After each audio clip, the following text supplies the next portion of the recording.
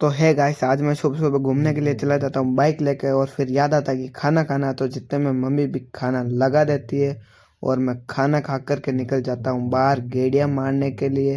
गेड़िया मारते मारते राजू भाई भी आ जाते हैं हमारे साथ, और फिर हम राजू भाई के साथ जाते हैं उनके घर पे।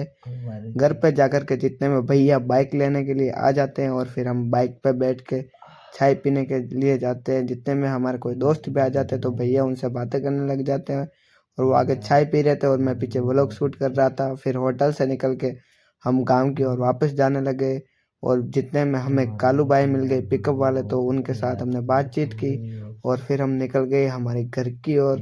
घर की ओर जाते जाते हम बातें कर रहे थे और आजू बाजू ने ठाठा कर दी, इसका मतलब लाइक कर देना।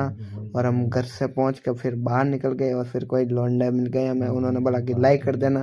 तो अब लाइक तो बनता है वीडियो में। और हमारे रिश्तेदारों की जो एक पिकअप है वो पलटी खा गई थी, सब्जी की भरी हुई थी।